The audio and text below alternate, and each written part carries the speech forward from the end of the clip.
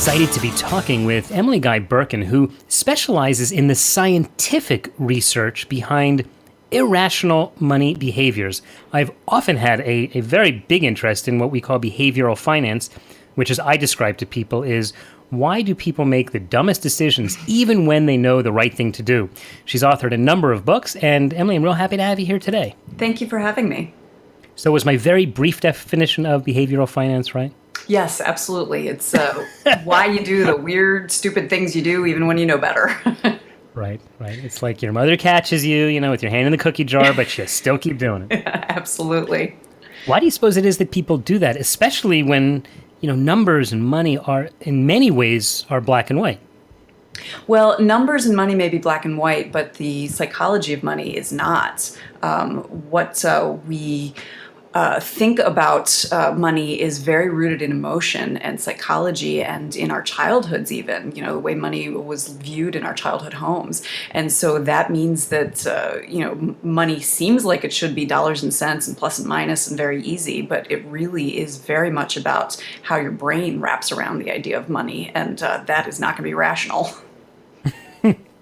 And it's actually something that I found in many areas. I wrote a book recently with a woman who's a world chess champion, Susan Polgar, and we even applied the same type of work that you do in behavioral finance and saw the same things happen on the chessboard, that even, and especially chess players who are, we like to think, very unemotional and they're just analyzing and making decisions, but they don't do that. But it turns out this really messes people up, especially in terms of retiring. And in fact, this is another topic you've written a great deal about. You wrote a book called The 5 Years Before You Retire. Do you find that people make some of these irrational money decisions when it's really dangerous, which I think is in those 5 years? Oh, absolutely.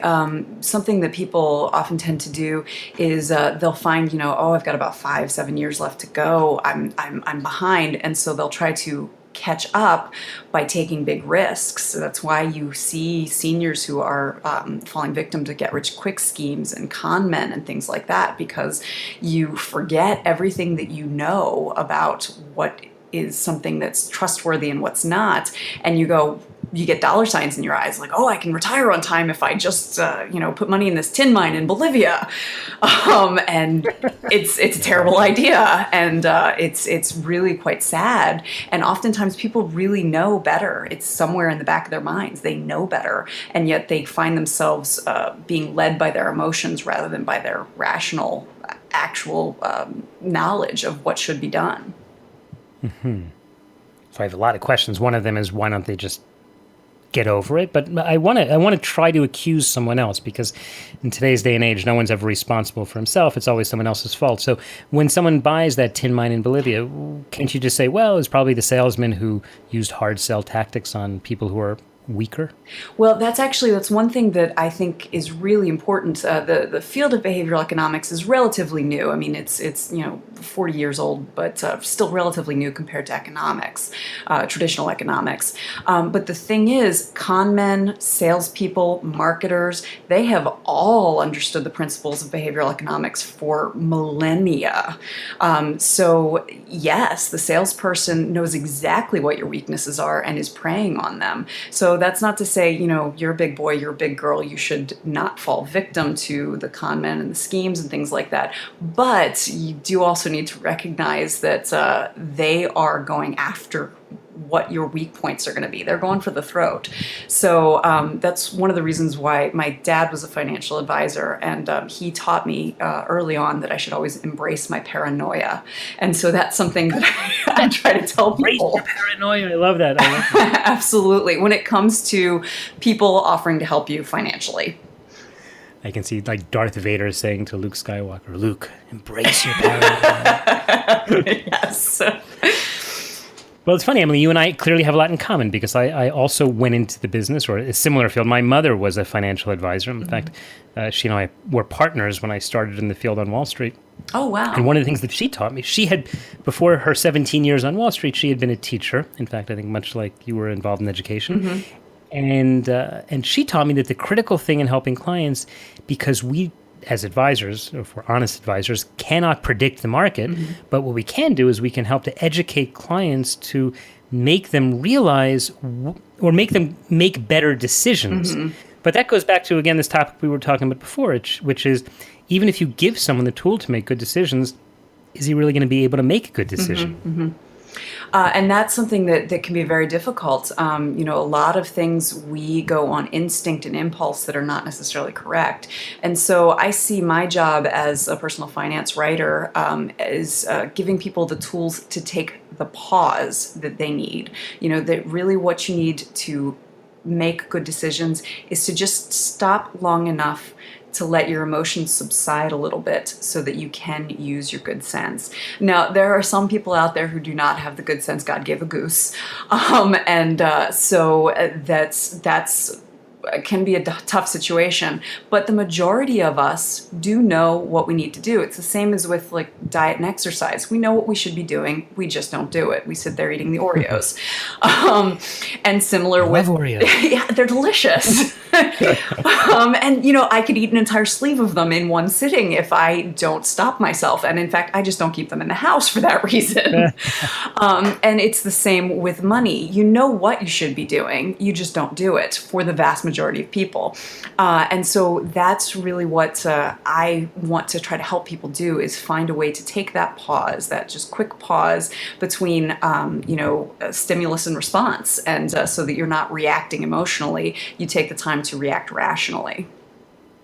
We're talking with Emily Guy Birken, who tries to get people to pause, but long enough to buy one of her books, the 5 Years Before You Retire, Choose Your Retirement, and actually working on a new book about Social Security. I think a lot of what we've been talking about so far has been about the fact that people will often make bad decisions even when they know the right thing to do. And one of the tools which you mentioned is that you should pause before making a decision. And I tell people that a lot. A lot of times I'll tell it in the framework of dealing with an inheritance. A lot of times people wander into my office and they just got an inheritance and it's the first time they've ever dealt with money. And they're surprised when I tell them, let's just put it in the bank and they go, well, I'm going to make 0%. I say, I know what rates are, as if they need to tell me that banks pay 0. I say, let's just leave it there for a while. Because there's a lot more going on in your mind than just trying to make money decisions, 4 weeks after you inherited it from someone who just died. So you have to stop and pause. But it sounds like you're describing this as a in fact, effective tool for making better money decisions. Is that right? Absolutely. And that's for everything from, impulse buys at the grocery store to what your investments should be. It's so important to be able to know what you really want rather than what your impulse is asking you to do in a momentary problem. A lot of times we make permanent decisions for momentary problems, and so that's something you want to take the time and really think through what it is that is going to be best for you financially and is going to make you most contented and satisfied. All right, so let's focus now on the retirement issue. The title of your book is the 5 years before you retire. So what would you say is one of the biggest mistakes that people make? And again, I guess we mentioned before that they try to be super aggressive. Mm-hmm. So what's another mistake that people make as they're nearing retirement? People often will rely on factors outside of their control when it comes to retirement. So people will say like, well, I need to have returns of 8%, I need returns of 12% or whatever to be able to get to where I'm going. Well, no, what you really need is to be able to save enough. People will also, this is less common, but people will say, well, you know what, I'm going to be an heir when my great aunt or my father passes away, so I don't need to save any money. So those are problems where people really take the onus off of themselves in terms of saving for their own retirement, and that's the big problem. People don't realize that. The issue with that, so first of all, obviously I agree with you because you cannot control nor predict what the market's going to do, but let's say that someone is 60, plans to retire in 5 years, and like most 60-year-olds, doesn't really have much in the way of savings, literally may have under $10,000. And then you're going to tell this person, okay, put away as much as you can every month, and he's going to say, oh, great, okay, I can put away $400 a month, it doesn't move the needle. Yes. But that's where you need to start thinking about your life on a more global scale, rather than just people tend to have bisect their life. There's my working life and then my life in retirement. And so once I retire, everything will be great. I can play golf all the time or whatever. And the thing is, it's all your life. So if you get to be 60 and you don't have enough saved and all you can put away is $400 per retirement, you want to think about, what do you want your life to look like now? What do you want your life to look like in 5 years? What do you want it to look like in 15 years? What can you do now to get to those places? Kind of at that point, it's not take retirement out of the equation, because obviously you're not going to be able to work forever. But if you start thinking about your life on a more global scale and think, okay, what are the things that I could give up now and keep my satisfactory level of life satisfaction?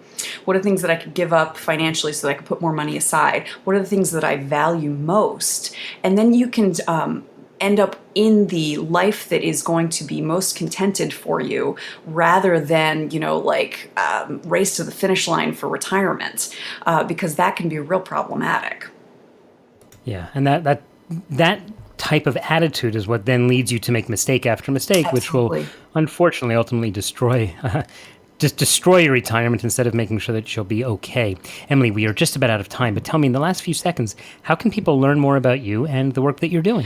Well, I am a personal finance writer. You can find my work all over the web, but in general, you're going to want to go to emilyguyberken.com, where you can find all of the articles that I write, as well as all of my books. I've got the 5 years before you retire, Choose Your Retirement, and Making Social Security Work for You. And I'm currently at work on a fourth book that will be coming out in 2017, called End Financial Stress Now. Okay, I hope we will get to talk to you about that when it comes out. Thank you. Emily Guy Birken, thanks so much for your time. I appreciate it. Thank you. You've been listening to the Goldstein on Gelt Show with money maven Doug Goldstein. Doug's weekly radio show is heard around the world, but if you miss it, you can download the podcast at www.goldsteinongelt.com. The Goldstein on Gelt Show gives you up-to-date financial ideas so you can get on the path to financial freedom. If you'd like your questions answered on the air or off, send Doug an email to doug@profile-financial.com. It's your money for your future, so join Doug every week to build your wealth on the Goldstein on Gelt Show.